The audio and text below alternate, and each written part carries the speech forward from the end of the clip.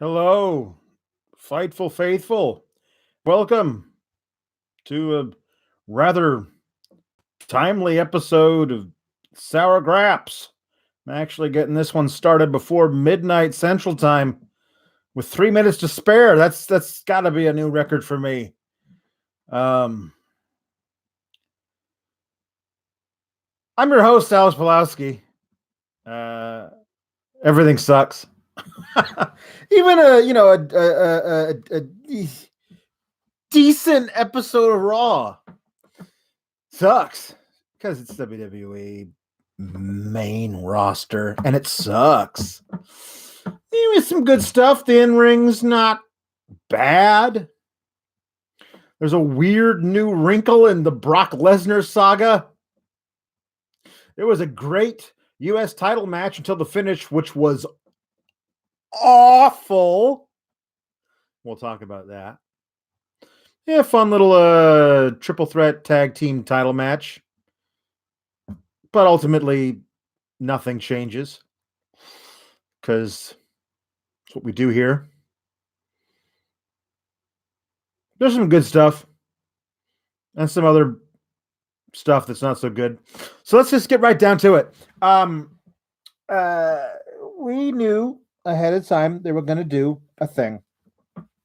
I said, Brock Lesnar's going to be on Raw for the first Raw of the 2020s. What's he going to say? And I said, fucking nothing, because he doesn't say anything, because Brock never says anything. He's got a rotund, bald man in a suit who does all the talking for him. And I was right. Brock did not say one fucking word. Heyman said all the things.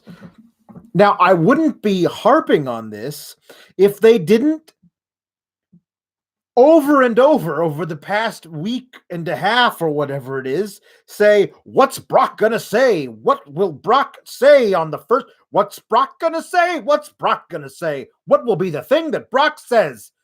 Nothing. He says nothing. So don't do that. Say, what will Paul Heyman say? Or just leave out the say. Brock's going to show up. What's going to happen? I mean, will there be an announcement made by Paul Heyman? As it turns out, there was.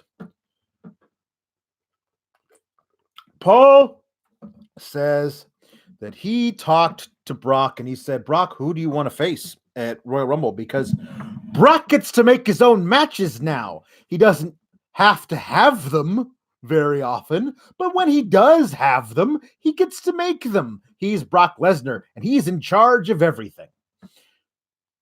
So,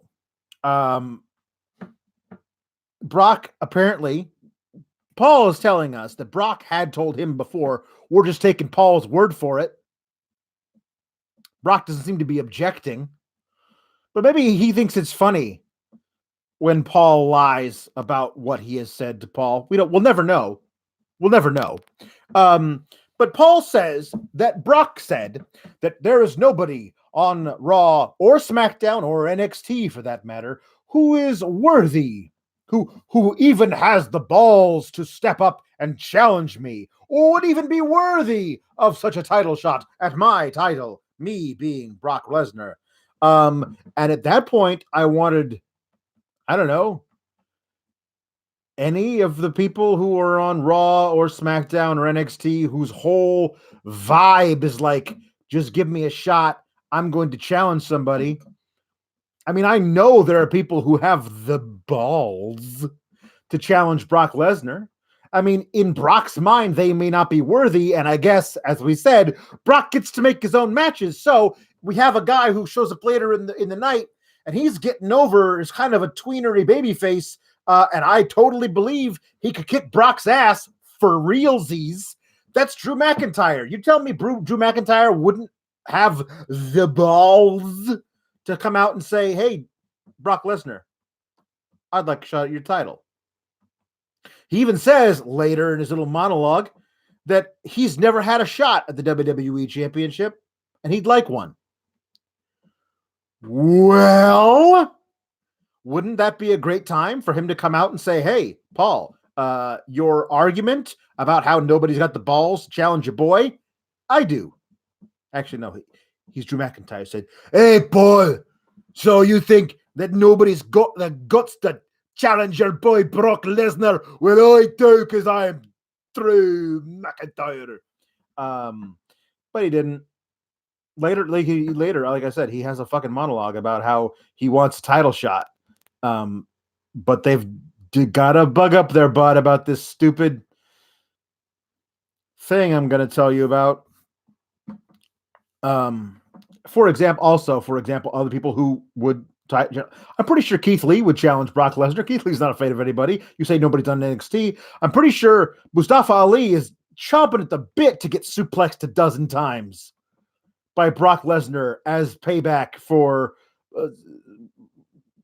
basically cheating his way into getting Money in the Bank last June, which never got brought up again, and we're not going to talk about it because they decided that that's not a storyline they want to pursue ever. So your entire argument, Paul, I believe, is based on falsehoods. But anyway, Brock says, I'm going to enter the Royal Rumble. Now, he's not putting his title on the line. They didn't say he was. And if he was, they would have told us. He's not putting his title on the line. He just wants to win the Royal Rumble. And my thought is, he wants to face himself on the grandest stage of them all, WrestleMania. That's the only thing I can think of. I don't know what he wins, what he gets, what's the prize if he wins the Royal Rumble. Is he going to face The Fiend? Are you going to lock up both of your top championships, one from Raw and one from SmackDown, in the same match at the main event of WrestleMania? I mean, that's interesting. So he wants to be Brocky Two Belts? Is that what he wants? Maybe. Total Divas Eps, TDE Wrestling on Twitter, a fantastic follow, responded to me and said maybe he wants to get a bye, so he doesn't have to wrestle WrestleMania. He gets to hang out on the pirate ship at Raymond James Stadium in Tampa and gets to use the cannons whenever he wants because he's a big boy. That's all possible. But he's going to enter the Royal Rumble at number 1 because not only does he decide whether or not he gets to face anybody at the Royal Rumble, the second biggest fucking pay-per-view of the year, maybe third behind SummerSlam, but you could say second biggest of the whole year. Brock decides whether or not he faces somebody for his title. Brock does, not anybody else, Brock. That's in his fucking contract, apparently. Also, he gets to decide when he enters the Royal Rumble, which I always thought was kind of a random draw thing, unless they're punishing somebody or whatever, or unless you won the right to enter at number 30 in some match. Like, everybody just gets thrown into the big old bingo thingy and you pull out a ping pong ball and up you're next. Number 1, he decides he's entering at number 1. So his point is he's going to be in there at the beginning. And if you're going to win the Royal Rumble, you got to go through Brock to do it. And Paul and Brock believe nobody's going to. But here's what's going to happen. You see, since the title's not on the line, he doesn't have to win it. And he's not gonna, because he's not going to go from number 1. Brock's going to work the full 70-minute Royal Rumble? Is he? Is he gonna? No. So, I mean, I think it'll be fun. I don't know who's number 2. That person's getting F5'd out of the ring. I don't know who it is. It's probably going to be Kofi Kingston. Won't that be fun? God, it was a great thing that they put the title on Brock Lesnar because he's done so much with it ever since they took it off of Kofi Kingston in 6 seconds after a 6-month reign that everybody loved. Well, I guess not everybody. There are a lot of people who didn't love it, but not as many people who did love it. And guess what? He's still super fucking over, Kofi Kingston is. So there was no reason to take the title off of Kofi Kingston, especially if you were going to do with that title absolutely fucking nothing, which is what they've done with it. They had him have a fucking match versus Kane, which wasn't for anything. Then he had the thing with Ray, which went ultimately nowhere. And then nothing. So if he doesn't defend the title in the Royal Rumble, spoiler alert, he's not defending it on the February pay-per-view at Elimination Chamber. He's not doing that either. So he's going to go from Survivor Series versus Rey Mysterio to WrestleMania versus who? Maybe nobody.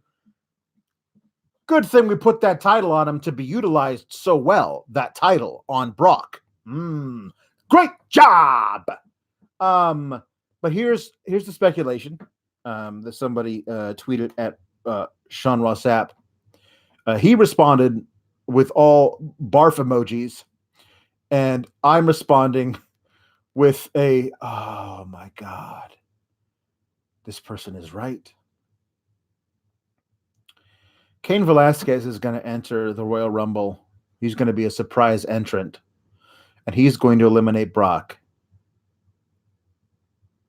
And at WrestleMania, it's going to be Brock versus Kane again. Whoo, boy.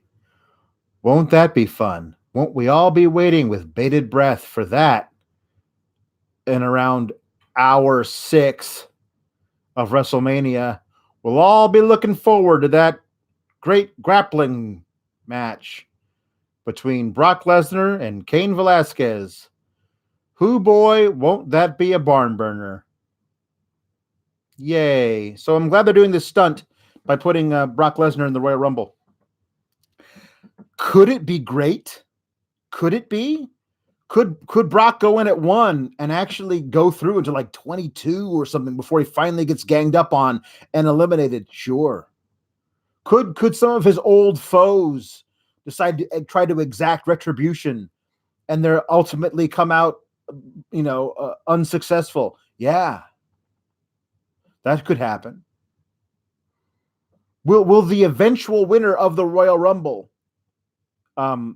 eliminate Brock Lesnar? Maybe even last. Maybe. That could happen. It's possible. Anything's possible. Will it actually be a stupid gimmick, overbooked piece of shit thing that leads us to a match nobody wants to see at WrestleMania? Is that what's actually going to happen? It is? Oh, good. I'm glad we had this talk. Fan-fucking-tastic. Okay. So, a while back, Rey Mysterio on a house show night after Christmas lost the U.S. title to Andrade.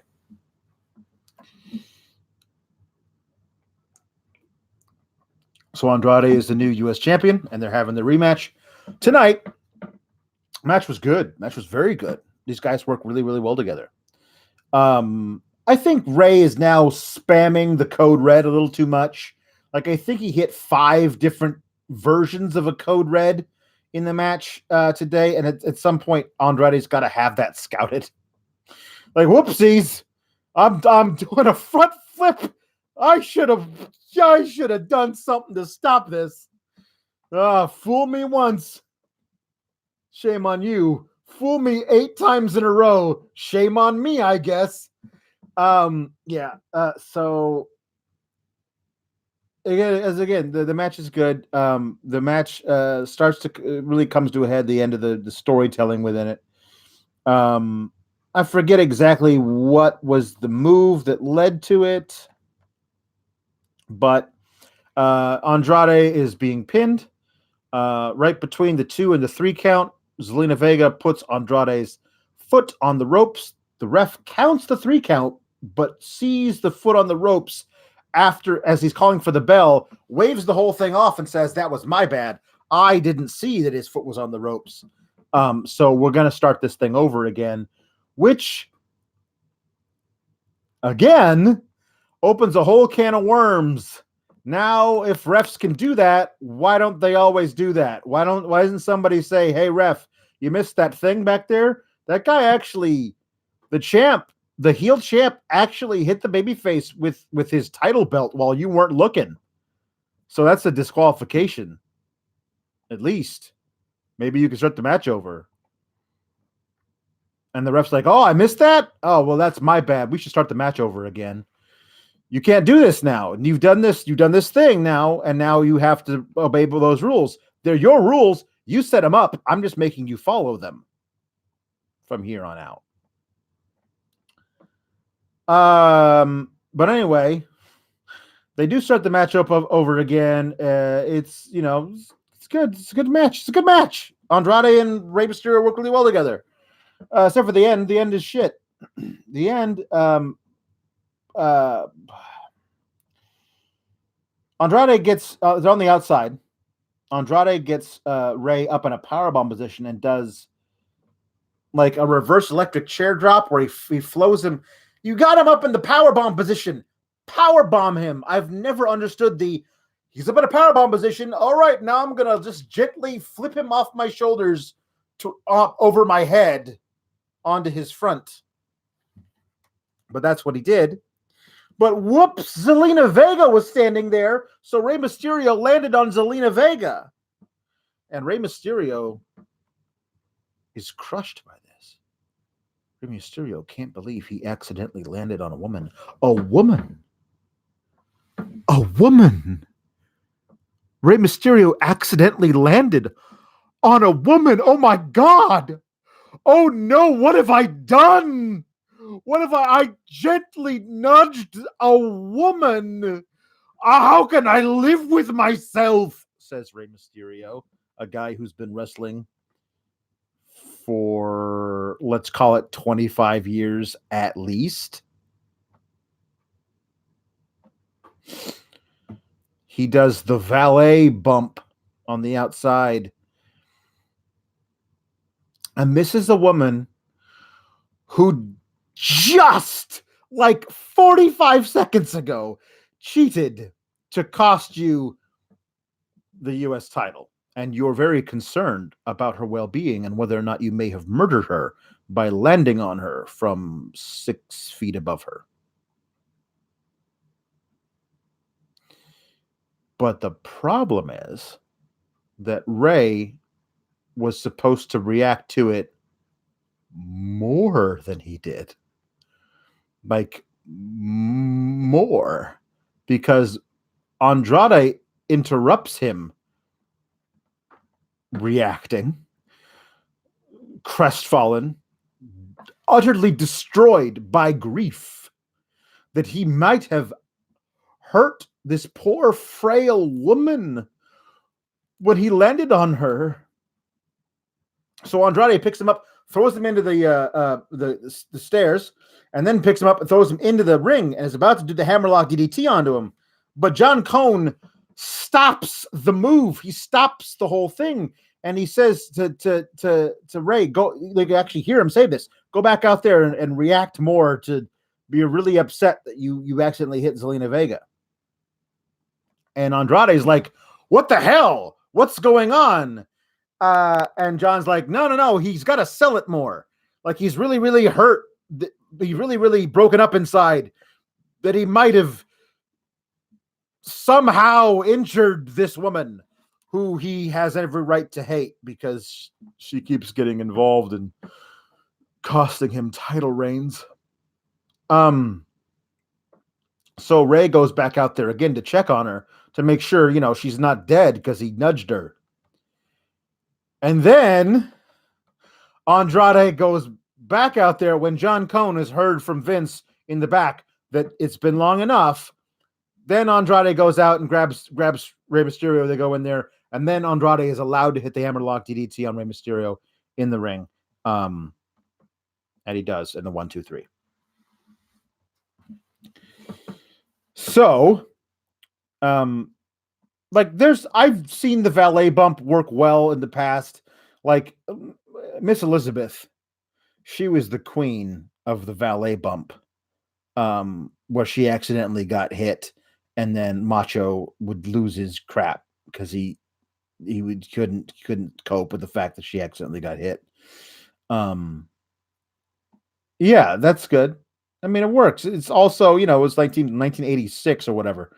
So it's a different time. The woman accidentally being nudged by a man, especially, it's not like Big Show.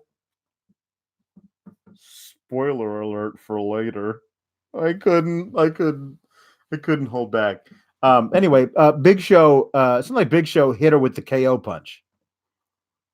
Like, it's not like, I don't know, Drew McIntyre was swinging a chair at somebody and that person dodged out of the way and Drew just hit her full force in the face with a chair. Like, oh my God, I might have killed this woman. Okay, fine. You can react that way. But the way that the way that Ray just kind of like dropped onto her from a height of like, I mean, let's be honest, 5.5 feet. She might have chipped a nail. That might have been the worst thing that happened to her in that. It was all comical, and the idea that he would have to react more than what he did, which was plenty, believe me. And they had to redo the whole finish over again, like somebody screaming in John Cone's ear, "Make him do it again, damn it! He didn't mourn enough." Pal. Yeah, so after the match, which was decent, I thought, this spot here, Andrade attacks Ray, beats him up more, and tears off Rey Mysterio's mask, which is just uncalled for. You don't do that to luchadors. I don't know if you know this. They mentioned it quite a bit for this spot. Later in the night, there's a backstage interview with Andrade and Zelina Vega, and Rey Mysterio shows up and beats up Andrade and takes his mask back. We see Ray from the back of his head. We never see his face.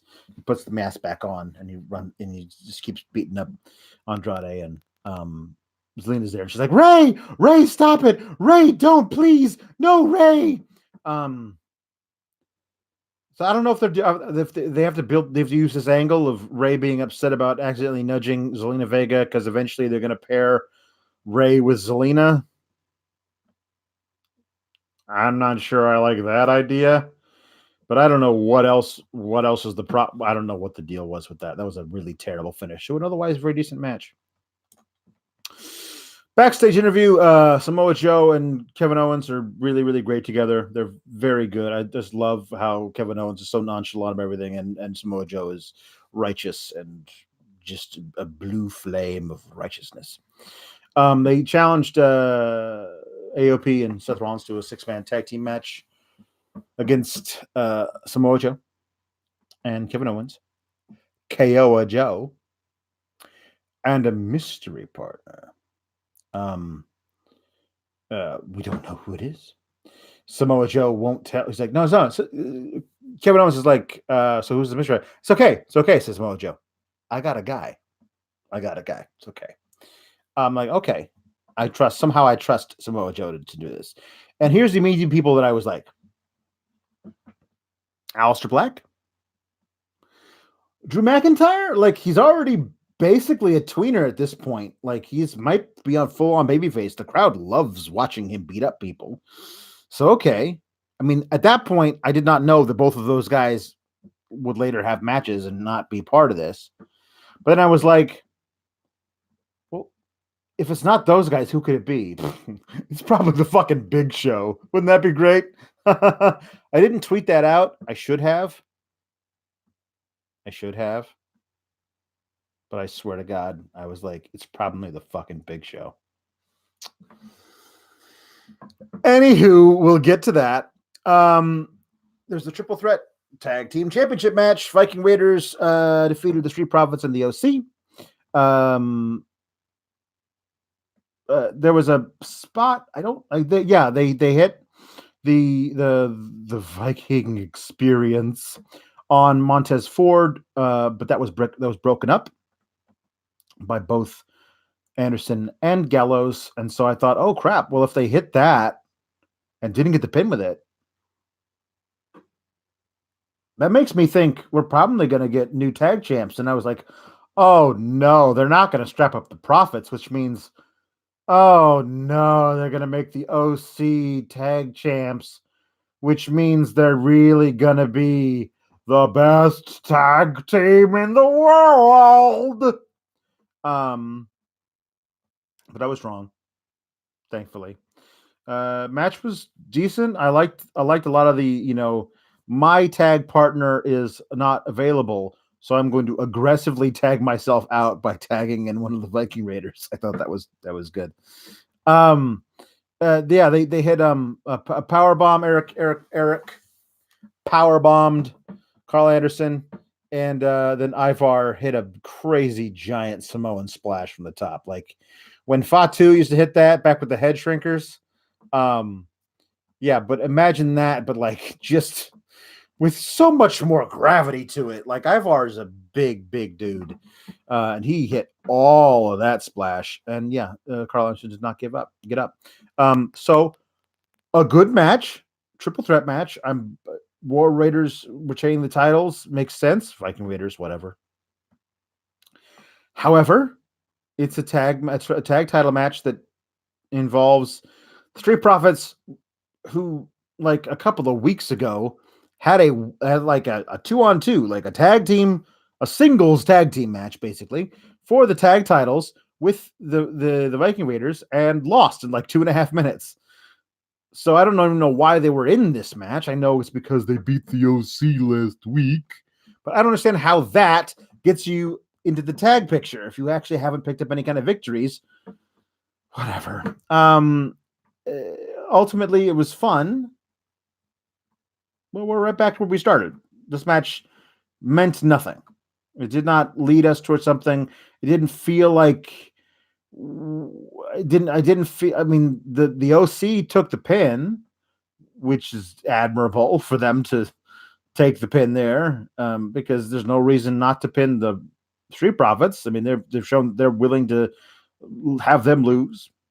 So I don't feel like either the OC or the Street Profits came out of this looking as like they're the top challengers to the Viking Raiders.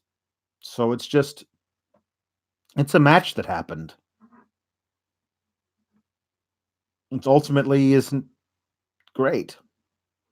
I would like there to be some kind of story coming out of this match that leads to the next chapter of the championship reign of the Viking Raiders. And right now it's just like they're the champs. Occasionally they have matches, they win them. So there's no continuation of anything there. I'm also still sore that I didn't get my KO and the Viking Raiders versus Seth Rollins and AOP thing. Now listen, I love KO Joe, but I still need to see some Viking Raiders versus AOP matches. You're on the same damn brand. Nobody's standing in the way of this. Do those matches, please. AOP left NXT before the Viking Raiders, the War Raiders, ever got there. We never got to see that clash of the behemoths, and I want to see the clashes. I want the things give me what I want, as Batista would say. Becky Lynch cut a very forlorn promo about how, maybe she's not the man after all. Maybe she's not as good as she thought she was. Maybe she's not the champ she wanted to be. And I don't even know if I can beat Asuka. And it was all kind of like, Randy Orton last week, a big old fake out. And then Asuka came down, and I love Asuka. I think she's great. The worst thing about her is that when I do speech to text, when I'm tweeting about her, which is what I have to do sometimes because I have big fat thumbs and it takes me a long time to tweet out the tweetsers.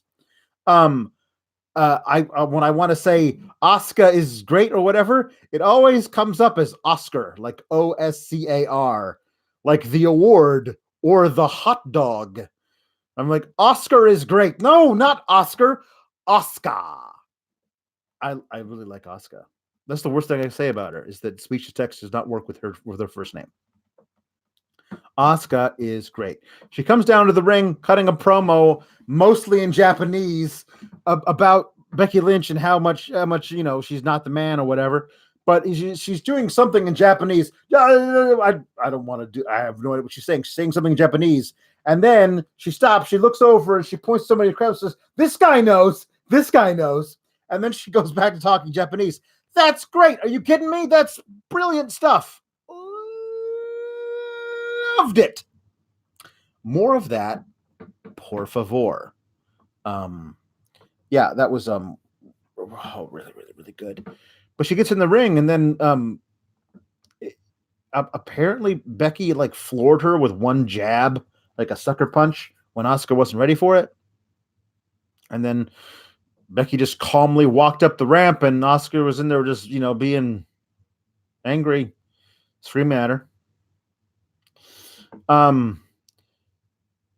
So that's a women's segment we got on the show, is these two just posturing, basically reminding us that they're going to have a match at Royal Rumble. That's it. Like if Becky had come out and said, by the way, just in case I don't want anybody to forget, I'm going to have a match with Asuka at the Royal Rumble. She beat me last year, and I always kind of felt like that's a hole in my resume, but I can't seem to beat Asuka one-on-one. So as long as everybody remembers that that's the storyline we're going with, I can leave now. We wouldn't have had to have Asuka come out, although I did love her promo, but didn't really add a story to anything. That was it. Like, it was basically like they could have just run a video package. Not that I want to see more video packages, but they could have just done that. There was nothing got added to it. Good. Okay, good. Like, I guess Asuka's angrier now than she was because she got punched in the face. Okay, fine. Like, you got a few more Raws before Royal Rumble. You could build up some stuff. You could tell some stories as opposed to just like, hey, remember this thing that's going on? Good. Now that we're all on the same page, we can move on to the next subject. It's just, I don't know. Hey, Eric Rowan still got his damn mystery pet. And up until tonight, I was like, I'm pretty sure what's in the thing is nothing. Like, they don't know what it is. They don't have any idea what's in there. So they're just like having it be vaguely scary when jobbers look in there. And B, they want it to be like, oh, spooky. Like, so there was nothing in there the whole time. That means Eric Rowan is definitely really insane. Or the alternative that it was like his old sheep mask that he's kept in there and it's all moldy and decomposing or whatever. Maybe. I don't know. But tonight, he's walking backstage, and Mojo Rawley, fresh off of beating No Way Jose on main event for the 11 millionth time. So, yeah, the forever feud that's going on in main event right now is Mojo versus No Way Jose. It's just Mojo beating No Way Jose every week on Raw on main event. So, in case you were wondering what you're missing on main event, that's what you're missing. Also tonight on main event, Chelsea Green had another match. She won last week against Sarah Logan, and apparently tonight she lost to Natalya. So that's where she is in the hierarchy on Raw, if she actually is being called up to Raw and not an NXT person anymore.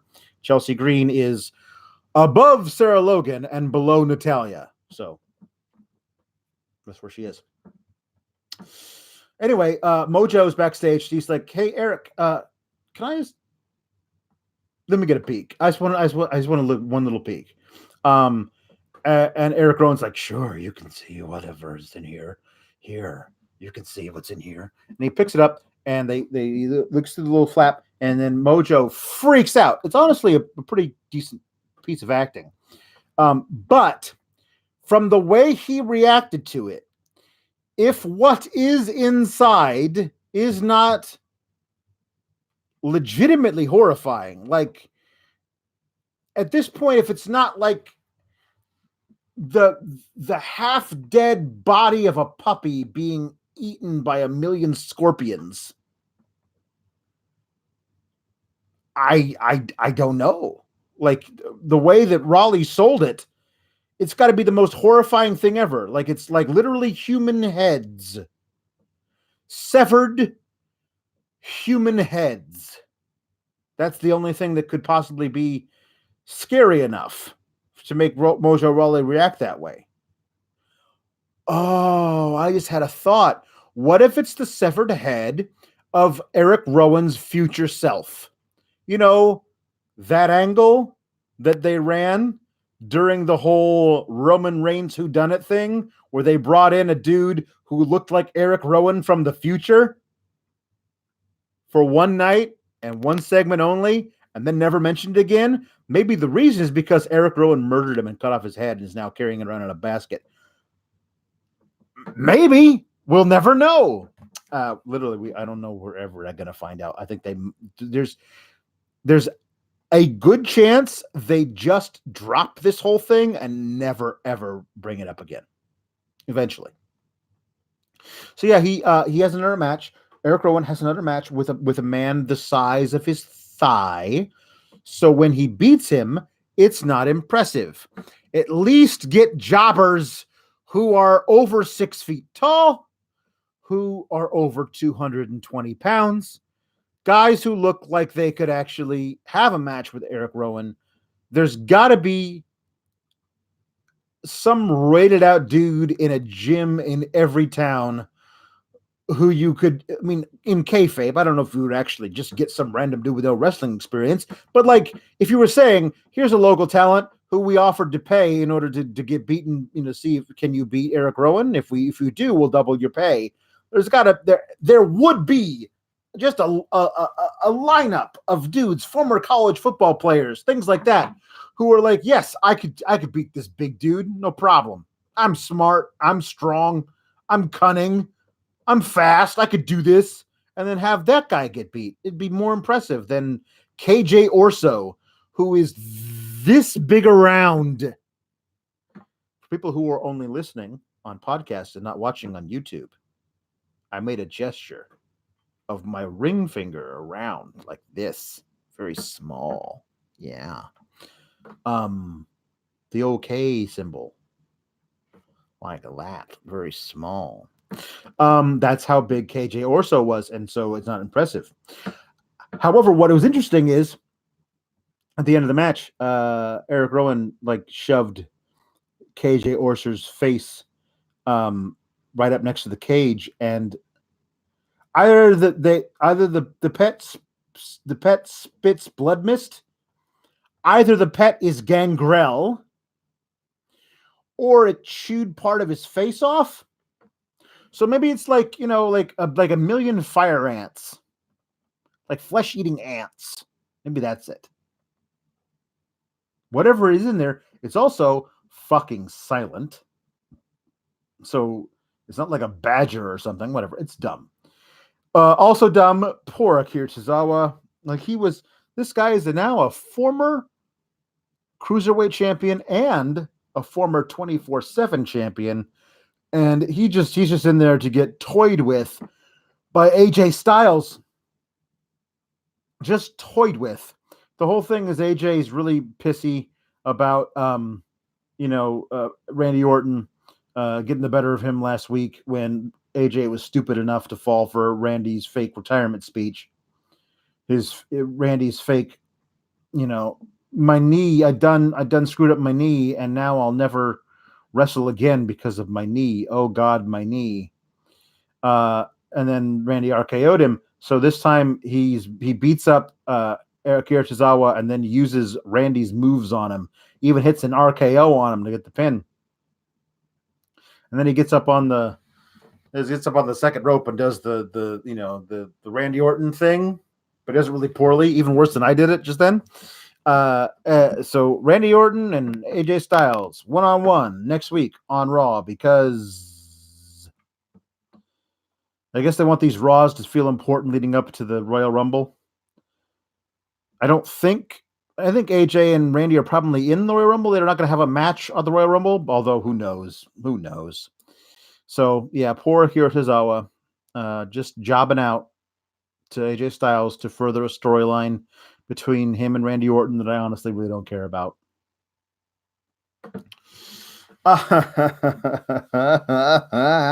So, as AJ's walking up the ramp, a fan jumped the barricade and rolled into the ring, and security had to detain him. So they quickly cut to commercial, and that fan was that dude who played the officiant in the wedding last week. And I swear to you, that guy last week, he's some New York actor. He had a really thick Hartford, New York, but like New Englandy, New Yorkish accent in the thing last week. Yeah, he was decided he was going to enter he made his entrance a little early, so security thought he was, I don't know, attacking the ring. There was nobody in the ring. AJ Styles has long left. Anyway, so they're almost going to throw him out until somebody's like, no, wait, he's playing the officiant.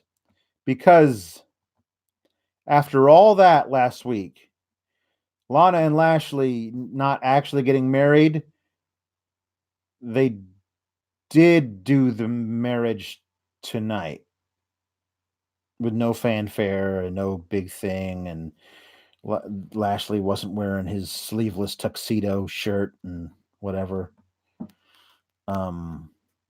They said this guy, he's like, hey, you want to get married? And yeah, so they flew out the same dude, the same actor. I don't know why they didn't just get an Oklahoma guy, but when he was doing the thing, like now, if there are no few further interruptions, I swear to you, last week he was like, now, if there were no further interruptions, could I please get to the point where you two's kiss? That was what he sounded like last week. He didn't sound like that this week. Maybe they told him the accent was over the top, because it was, but now it was fine. Anyway,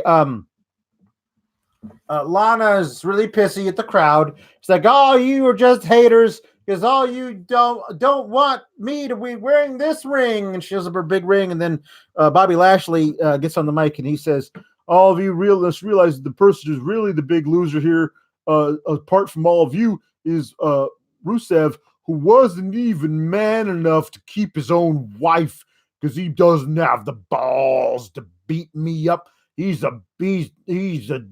doesn't have balls, and he's not a man. He has no manhood. He has no balls, no manhood." Was basically the thrust of the whole thing that Bobby Lashley said. I don't get this whole deal of the it's a Vince obsession. The whole thing of like, are you man enough to keep your woman or she'll cheat on you and stuff like that. He's not satisfying her properly because his penis is so small. Get it? It's like 12-year-old bullshit stuff. But it's what Vince likes. So, yep. Anyway, Rusev with the Jinder Mahal memorial. Hey, Bobby, up here, Bobby. Look, here I am, up here. And yeah, so he's in front of a green screen, obviously, wearing a Hawaiian shirt. And he's doing his damnedest to make this shit work. He's kind of funny about the whole thing, but he's obviously not on vacation. She said, "I know you guys didn't have time to take a honeymoon, so I took one of my own." And Bobby Lashley's like, "Rusev, you don't have the balls to come face me next week. You got a confrontation with me next week. You don't have the balls. And if you did have the balls, you wouldn't have the balls." And so Rusev is like, "I do have the balls, and I will be wherever the hell Raw is next week, and we will have our confrontation, Bobby Lashley, and I will destroy you." That's what he said. If you do have the balls to come here and face me, I will gladly strip them from you and feed them to you or something, as Bobby Lashley said. He was really, really violent and graphic imagery. If you have testicles, I'm going to remove them from your body and make you eat them. I'm pretty sure it's basically what Bobby said. And Rusev said, no, that's not going to happen. What is going to happen is I'm going to beat you up so badly, and whatever is left, then Lana can have you. The big thing that I also forgot to mention last week about stupid, terrible, horrible wedding is Rusev through this whole thing pretty much, at least for the past like 6 weeks or so, has been like, Bobby, you can have her. I don't want this woman in my life.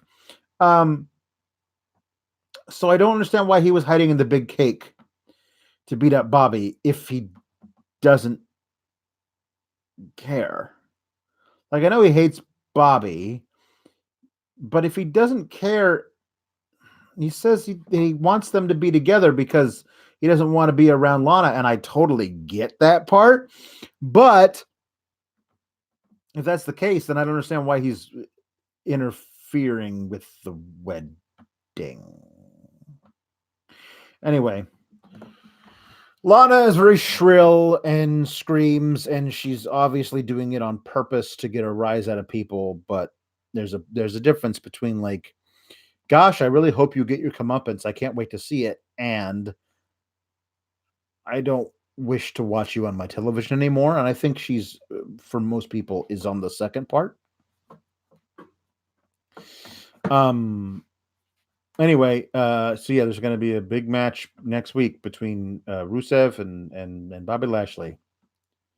I like that at one point Rusev did refer to them as Mr. and Mrs. Bob, which I thought was a good touch.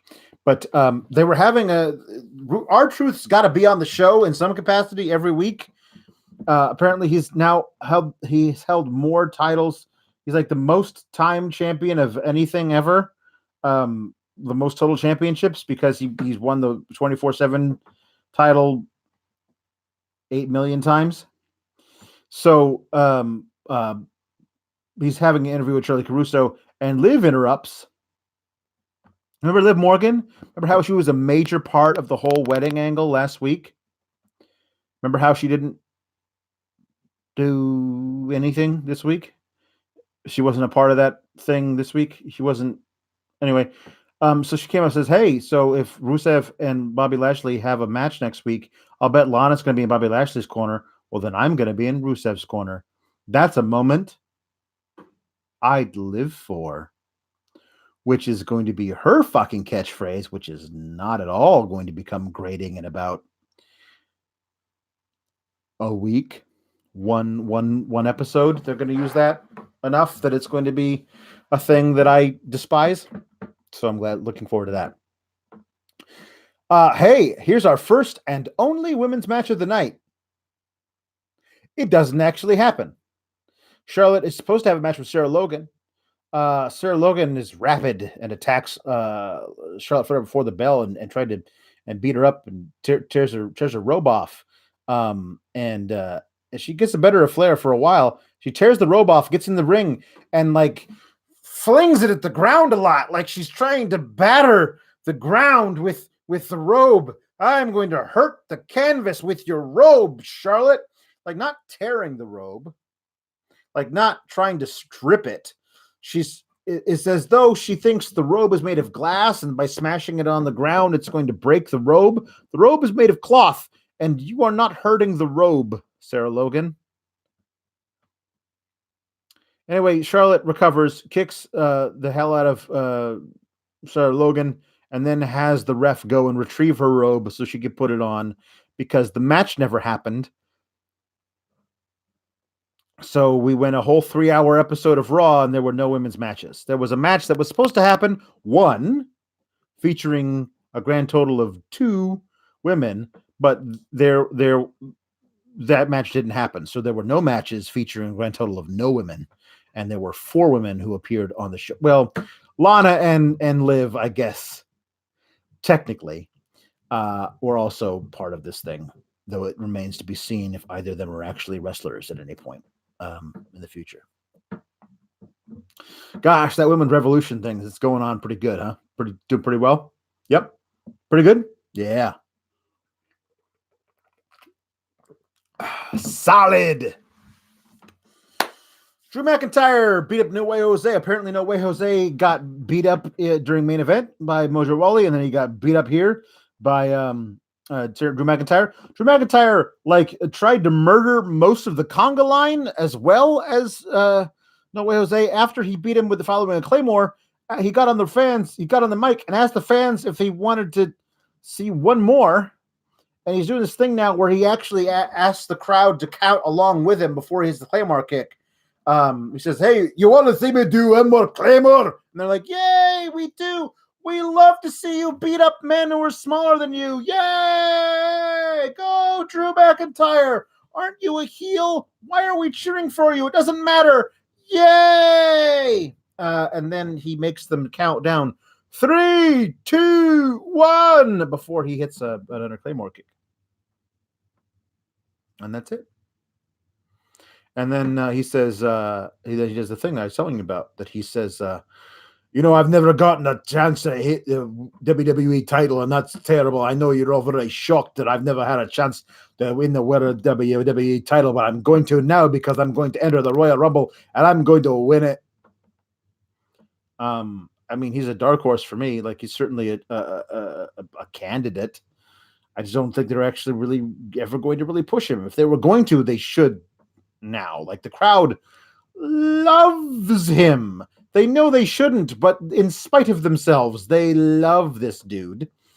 So, man, strike where the arrows have this guy. This guy is ready to be pushed.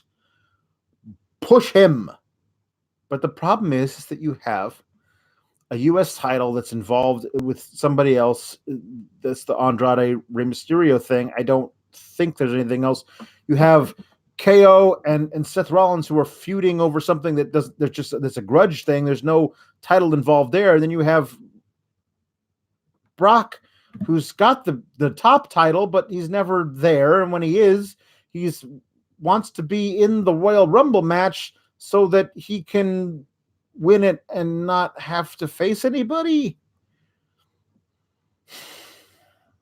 Man, Drew McIntyre's one of those guys that, like, I mean, not that I want the entire fucking roster of WWE to go over to AEW, but especially if the AEW New Japan thing happens, as we all kind of hope it will. I'm just drooling at the possibilities of Drew McIntyre in that particular thing, because he's just so damn good, and they're not doing enough with him. He's a fucking freak of nature. He's really, really talented, and they're not doing anything with him. I mean, beating No Way Jose, unfortunately, does not count as doing something with him. Aleister Black has a match against Shelton Benjamin. Beat him up pretty quick. Hit him with a black mass. Right after the bell, Buddy Murphy attacked him and beat the hell out of him. Hit him with a couple of knees and hit like one that was really weird. It was like, I think what he was trying to do was like knee the underside of the chair up into. Yeah, there's a chair involved. Up into the chin of Aleister Black. I don't think it actually worked properly, but it looked vicious as hell. And at one point, he did say, "I can beat you, Aleister," which we know is true. He had him dead to rights in one of those matches. So I think we're getting next week again. Aleister Black versus Buddy Murphy. Buddy Murphy has to win that match. He has to. At least it has to be a disqualification of some sort. He cannot get pinned in that match, or you've fucked it. You've completely screwed that whole thing. He's so dynamic. He should be protected somewhat. And the problem is that I don't think Aleister Black should be taking pinfalls either. So you got to find a way to protect both of them in this match. Don't screw this up. I honestly, I would have loved if they had taken a few weeks off from this feud. Reignited at the Rumble. Have Buddy Murphy eliminate Aleister Black at the Rumble. Like, get one over on him and have Aleister Black be super pissed about it. And then you could lead that into Elimination Chamber, you know? Whew. So, at some point during the night, Kevin Owens convinced Samoa Joe to show him who the third man was going to be. And so they take him to a room, and Kevin Owens peeks inside, and he comes back and he's like, "Oh no, this is great. This is going to be awesome. The AOPs are in bad shape. And Seth Rollins and AOP are in bad shape. They're not going to do well." So,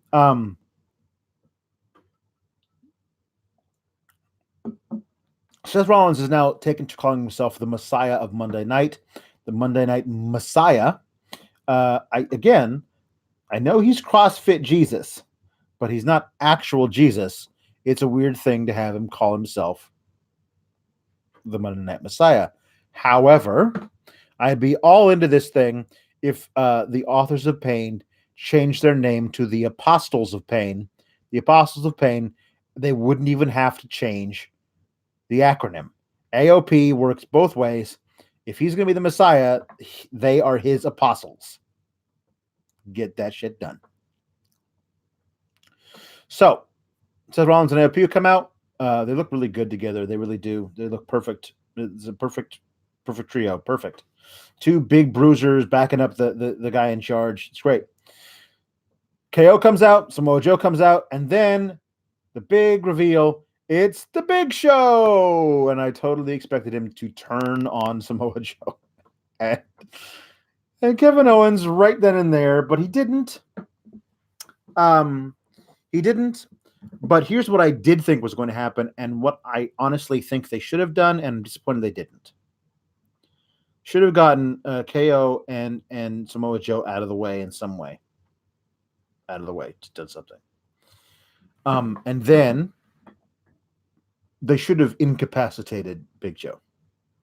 Like hurt him badly. Because they keep saying, "Oh, the Big Show's back. The Big Show's back." Is he a full-fledged member of the roster now? That's weird. He's in decent shape, but he's very, very old. He's been doing this a long, long time. He's a giant man whose knees can't be great anymore. But I would have loved if it was like Samoa Joe brought in a ringer for this 6-man tag, and Rollins and the AOP respond by actually ending his career, by like doing the stomp on the stairs, do whatever, like hitting him with steel chairs, like really, really, really hurting him. So the message is, look at how big this dude is, and we ruined him. What hope did the rest of you have? That's the way I would have done it.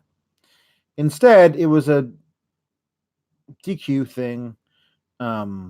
AOP jumped into the ring, beat up Big Show, kind of. At one point, so there was a DQ because they weren't supposed to be in the match at the time. So they were going to do Seth Rollins was going to do the stomp to the Big Show, but Kevin Owens grabbed from the outside. He on the floor. He reached up and he grabbed Seth Rollins' leg. So Seth couldn't do it. So Big Show got up and Big Show hit him with a knockout punch. And AOP dragged Seth up the stairs because he was knocked out, up the ramp. And as they're going off the air, Vic Joseph says, "Oh, look, this just in.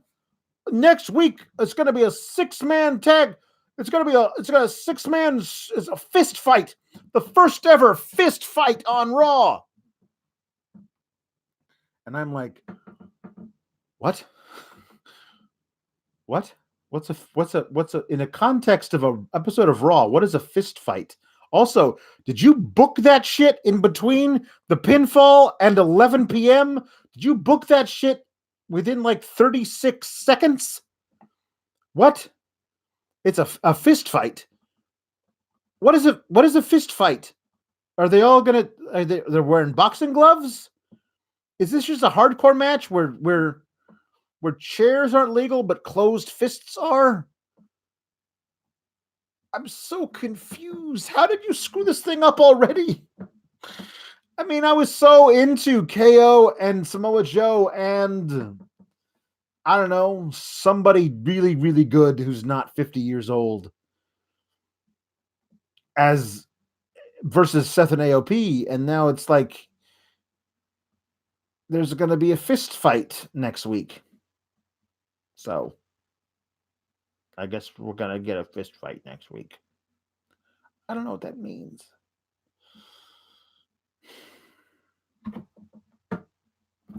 I mean, if you're going to have a fist fight, a guy like Big Show is a good guy to have on your team. Because that's, I mean, this is going to be a lot of punching. Is this a brawl for all tournament, but it's not a tournament? It's just like a big old free for all. Is a brawl for all free for all? Is that what this is? Is Bart Gunn coming back?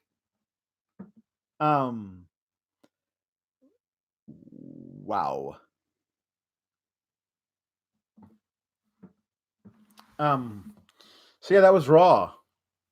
Nothing really happened. There were a couple of title matches, decent in ring, but nobody won. Nobody, like, titles didn't change hands.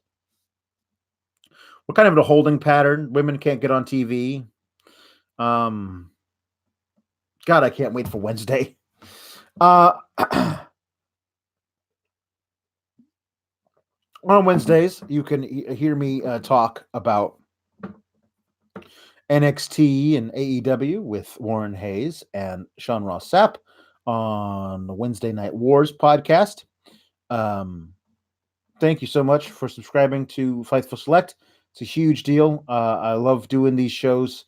Don't love the shit I'm watching, but I do like talking about it. And the support I get from you guys really means the world to me. Another way you can support me directly beyond the Fightful Select subscription, of which, that helps to pay me for these shows. If you buy my merch, this is the t-shirt up here, shop.fightful.com, then I get a little taste. I get, like, I don't know, whatever it is, like something, a certain percentage of the profits, which isn't like a huge amount of money, but I like money, so every little bit helps. So buy my merch. It's a Sour Graps t-shirt. Buy it for your baby sister and her birthday. Do that. That'll be fun. This is Raw, and I'll talk about good stuff on Wednesday and about, because as bad as Raw was tonight, which it wasn't great. SmackDown is the shit. SmackDown's so bad right now. So, if you like watching me do this on Mondays, also on Saturday nights, usually on Saturday nights, I wind up doing something about SmackDown, where I'm even angrier and more depressed. So if that's your shit, if you like that, I'm your guy, and you can watch more of that. I do these shows twice a week on fightforselect.com. Thanks so much for listening / watching. This has been Raw. This has been Sour Graps.